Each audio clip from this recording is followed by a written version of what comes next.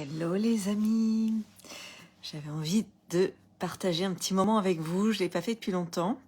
Je vous laisse vous connecter. Je sors de la masterclass sur justement révéler ses dons, les mettre en lumière et surtout désengrammer ou nettoyer un petit peu tout ce qui peut polluer l'accès à ses dons. Alors dites-moi si ça marche, mettez-moi un coucou, bonsoir, hashtag live, hashtag replay, ce que vous voulez. Simplement pour que ça me confirme la connexion. Et en fait, ce qui était très intéressant, en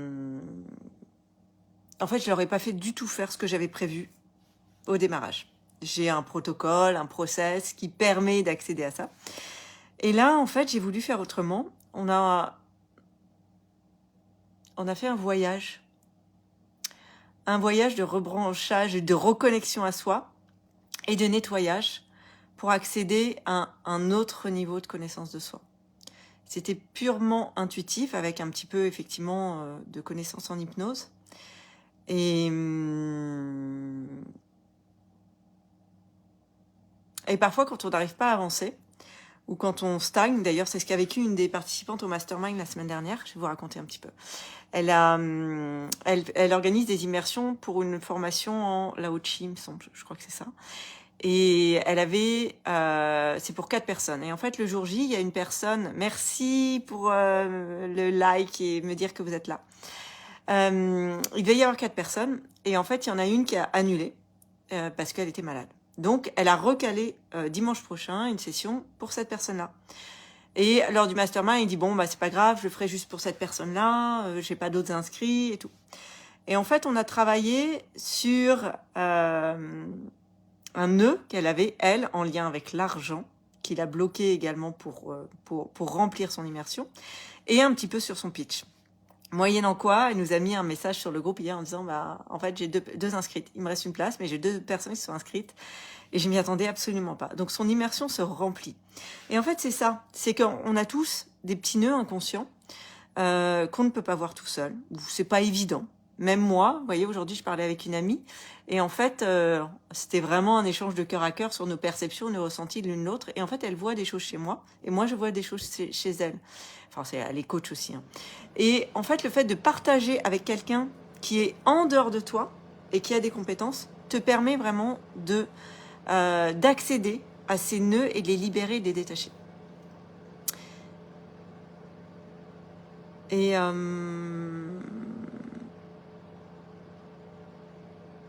Et parfois, on peut rester longtemps bloqué dans des situations parce qu'il y a ces nœuds-là.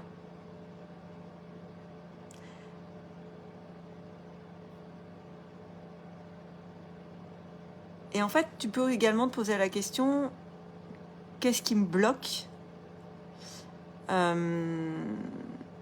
si tu n'obtiens pas les résultats que tu veux? En fait, en temps normal, si tu regardes ta vie, salut Jean-Claude, si tu regardes ta vie, si tu regardes bien ta vie, tu vas te rendre compte que tu as toujours obtenu tout ce que tu voulais.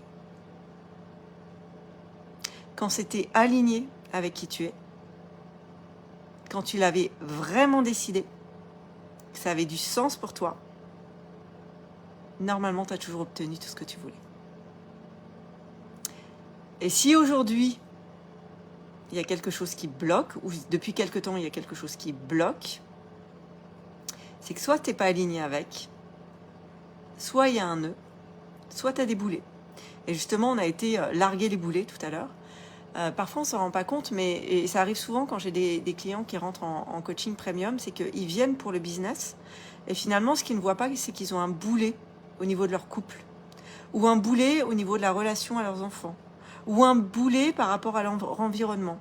Et en fait, ils mettent leur focus sur le boulot, et ils ne se rendent pas compte que le boulot stagne, parce que dans une catégorie de vie, il y a un boulet qui les tire vers le bas et qui les empêche d'avancer. Donc c'est hyper important, si tu n'avances pas, de regarder, est-ce qu'il y a un nœud quelque part? Si tu ne le vois pas, demande de l'aide à quelqu'un. Est-ce que je suis alignée avec ce que je veux? Est-ce que ça a un sens? Est-ce que j'ai décidé vraiment? Parce que parfois, on veut quelque chose, mais on ne l'a pas vraiment décidé. Et souvent, quand on ne l'a pas vraiment décidé, c'est que derrière, en arrière-plan, on a perdu le sens ou on a perdu le pourquoi.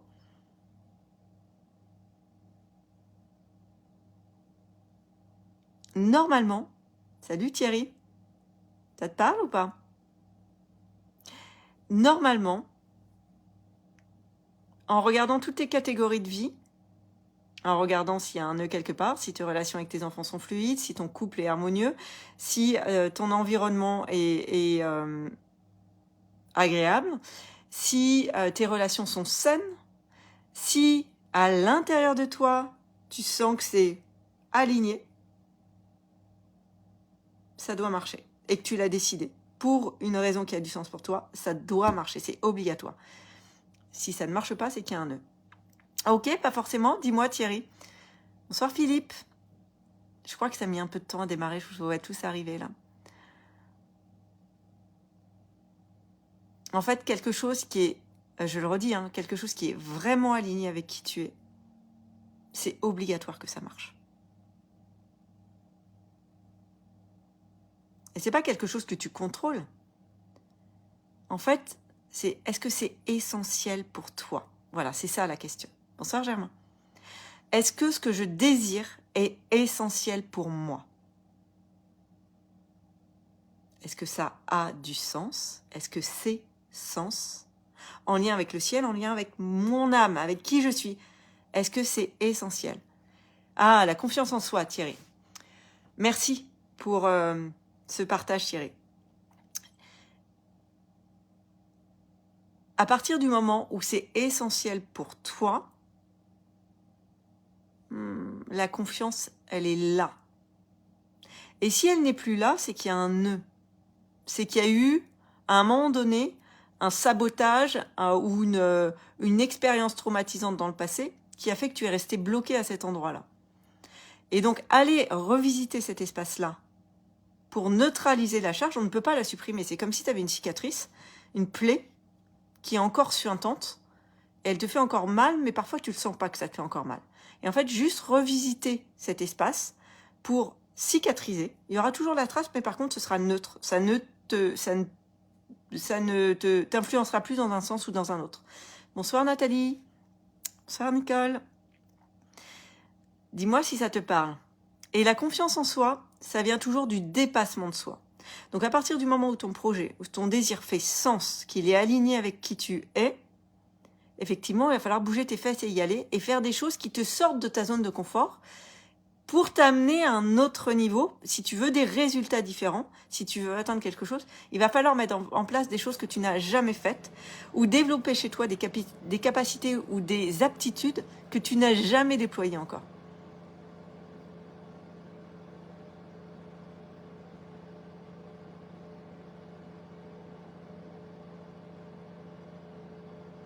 Dites-moi si ça vous parle.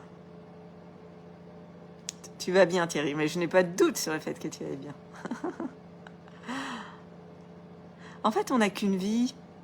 Et salut Hélène. Et l'idée, c'est de t'arriver au bon moment. C'est de se dire, j'ai qu'une vie. Si je devais m'offrir la meilleure vie de toutes mes incarnations, si tu crois en la réincarnation, ou j'ai pas de joker, donc de toute façon, elle doit pas être ratée, et que j'avais zéro peur, qu'est-ce que je m'autoriserais à faire? Qu'est-ce que j'ai envie de laisser comme trace, déjà pour moi, pour les autres, pour les gens que j'aime? Salut Kelly. Qu'est-ce que je m'autoriserais?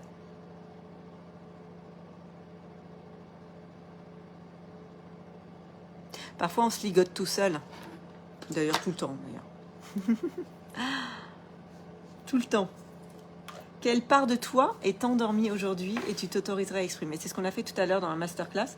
En fait, je leur ai fait faire un voyage donc hypnotique pour aller, en fait, larguer tous les boulets, les gros boulets qu'ils avaient accumulés pendant toute leur vie. Alors Thierry, il n'y a ni bon moment ni mauvais moment, c'est le moment présent. Ouais, parfois le moment présent, il n'est pas très agréable. Il est ni bon ni mauvais, mais il peut ne pas être très agréable. Et l'idée, enfin après on a le choix. À partir du moment où on accepte que dans la vie, il y a de la souffrance, on peut être heureux.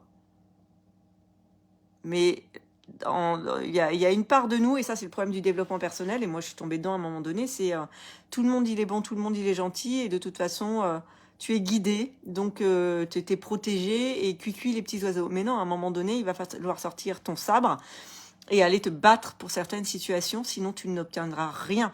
Et il y a un équilibre yin-yang à maintenir. Croyance limitante. Ok Thierry, vas-y, explique-moi ma croyance limitante. Je n'ai peut-être pas encore la sagesse d'accepter... Enfin si, je peux accepter le désagréable. Mais le désagréable, effectivement, n'est ni bon ni mauvais. Il est. Mais il n'est pas très agréable quand même. Ce qui ne veut pas dire qu'il n'est pas constructif.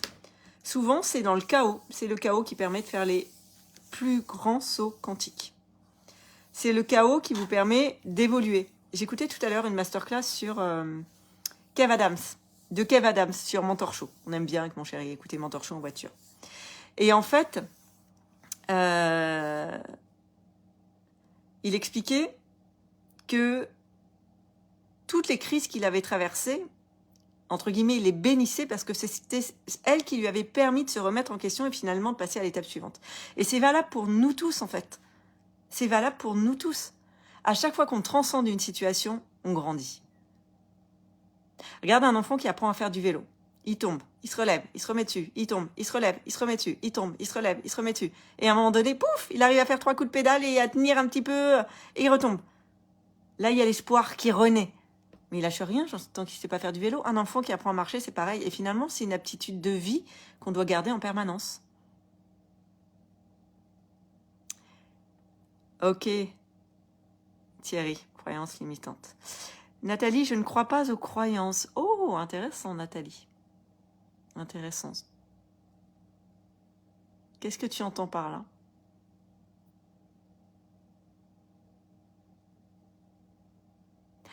En fait,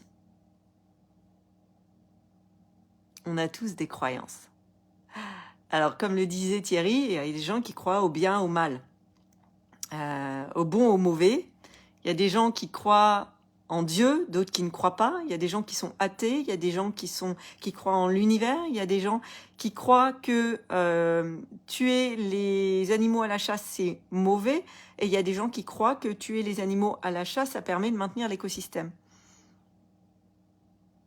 Et tout ça, c'est que des croyances. Nathalie, si tu crois que tu peux réussir quelque chose, c'est une croyance. C'est une croyance que tu as confiance en toi et que tu as les capacités pour réussir.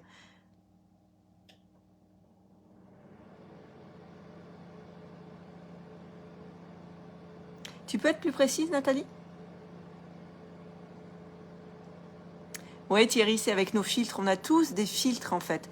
Toutes les perceptions qu'on peut avoir des situations. J'adore interagir avec vous. Merci, Nathalie. Merci, Thierry. En fait, toutes les perceptions que l'on a dans notre corps. Par exemple, tu rencontres quelqu'un, d'emblée, tu peux pas le blairer. Tu sais pas pourquoi, mais il te... Ouh, ça vous est tous arrivé, je pense que ça n'arrive pas qu'à moi. Et en fait, moi j'avais tendance avant à fuir. Avant de connaître, de travailler sur moi, c'était courage fuyons. Mais en fait, pourquoi je fuyais? Parce que la personne qui m'énerve, elle me renvoie souvent des qualités, des attitudes, des comportements, une manière d'être qui renvoie une part de moi que je déteste et que je n'ai pas envie de voir. Et du coup, elle m'énerve. Mais en fait, c'est pas elle qui m'énerve. C'est mon filtre qui fait que je vois ça chez elle. Si je n'avais pas en moi ce miroir, en fait, cette personne, ce serait neutre. Bon, au pire, je n'ai pas d'affinité avec elle, mais ça me coule dessus. Ça ne déclenche rien chez moi. Toutes les personnes qui nous déclenchent disent quelque chose de nous. Soyez attentifs à ça. En fait, quand tu commences à être observateur de ce qui se passe à l'intérieur de toi et de tes pensées, tu commences à pouvoir reprendre les rênes de ta vie.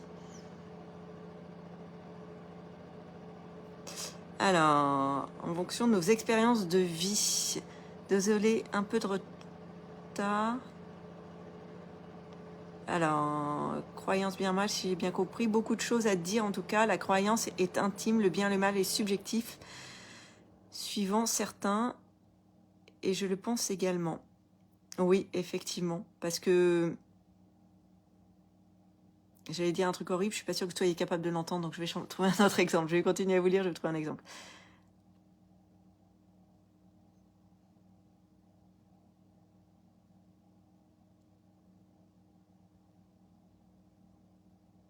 Joe, cette personne envoie du négatif. En fait, cette personne, Joe, elle envoie pas du négatif, pas forcément. Elle met en miroir mon négatif. Après, il y a des gens qui sont effectivement dans une énergie négative qui ne nous correspond pas. Mais si toi, tu acceptes que toi aussi, tu peux être dans le négatif par moment, toi aussi, par moment, moi, ça m'est arrivé jeudi dernier, j'étais en mode, ça m'arrive très rarement, mais ça m'a fait du bien, là. J'étais en mode grincheuse. Ça va pas durer très longtemps, mais voilà, il y a des trucs qui m'énervaient et voilà, ça m'énervait. Et en fait, clairement, j'étais négative. Et avant, cette part de moi, je la rejetais. Et en fait, aujourd'hui, je la rejette pas. Ça veut pas dire que je vais pourrir mon environnement à longueur de journée. Juste peux accepter que par moment, oui, c'est pas top. Par contre, je vais faire en sorte de pas rester dans cet état-là. Vous voyez? Et donc, je peux envoyer du négatif aussi.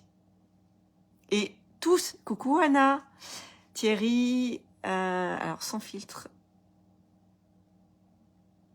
J'ai perdu pourquoi tu avais dit ça, mais voilà.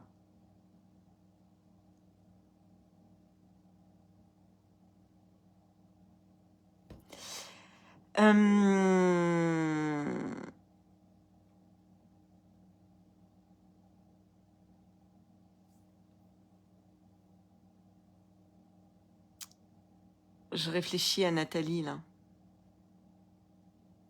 En fait, je vais vous raconter un truc. Ne pas avoir de croyance, c'est une croyance aussi. Que les croyances n'existent pas, c'est une croyance. Je suis allée voir un humoriste avec mon chéri il n'y a pas longtemps. François Martinez, tiens, vous pouvez regarder.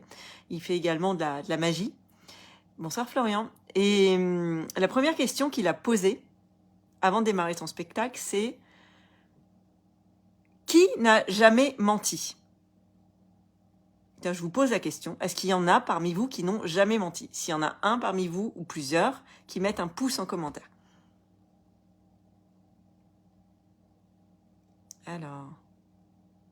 Alors Joe, la personne effectivement qui t'énerve, elle essaye de te déstabiliser, pas forcément en fait. Tu vois, si une personne t'énerve, souvent c'est pas intentionnel.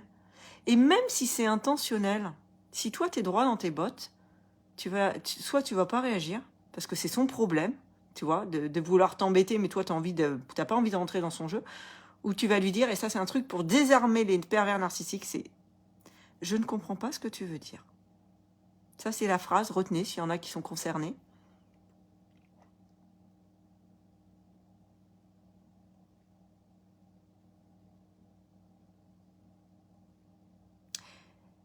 Alors, il y a des gens qui croient en Dieu ou ce qu'il fait dans la vie. Moi, ça m'arrivait de mentir de temps en temps pour certaines choses. Alors, pour revenir à François Martinez, donc, il n'y a personne qui a mis un pouce pour dire qu'il n'avait jamais menti. Je vous félicite. Vous êtes honnête avec vous-même. Parce que tout le monde ment à longueur de journée. Ah, Germain, t'as jamais menti. Wow. Et d'ailleurs, c'est ce qu'il a dit. Il dit, bon, voilà, vous venez de faire votre premier mensonge si vous n'étiez pas conscient des autres. Tout le monde ment. Mais la personne qui se croit sincère, H24, elle se raconte des bobards. Honnêtement, c'est une part d'ombre qu'il faut accepter de regarder. Tout le monde ment. En permanence. Enfin, en permanence, non, peut-être pas en permanence, mais on se ment à soi-même. Souvent. Jusqu'à ce qu'on s'en rende compte. On cache un peu la vérité. On enjolive un petit peu nos histoires, ce qu'on raconte. Enfin, il y a des tas de situations où on ment. Merci Thierry. Avec plaisir. Donc tout ça pour dire qu'on a tous des croyances. Et ces croyances, on peut les changer. Et en changeant tes croyances, tu vas changer ta vie et ta réalité. Voilà Nathalie. Donc,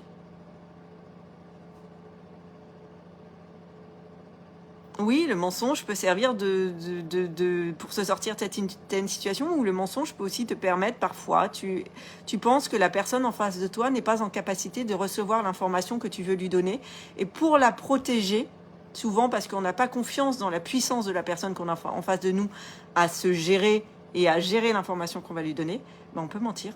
Ouais. Ouais. Ou on n'est pas prêt à assumer les conséquences de ce qu'on va dire. Donc on va masquer la vérité.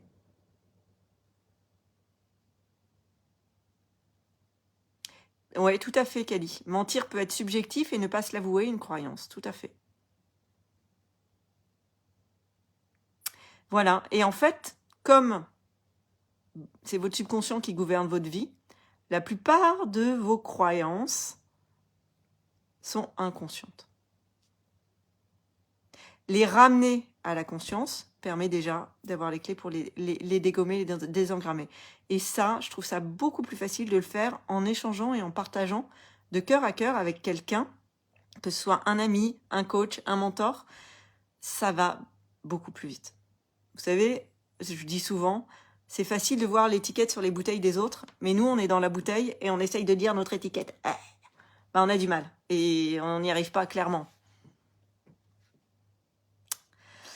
Voilà ce que j'avais envie de partager avec vous. C'est vous qui avez fait le live ce soir. Hein. En répondant à vos questions, vous m'avez fait rebondir sur plein de choses.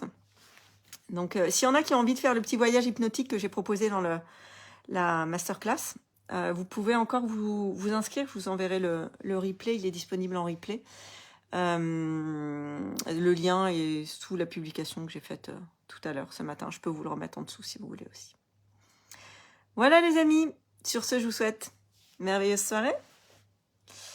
Et je vous dis à très bientôt pour un prochain live.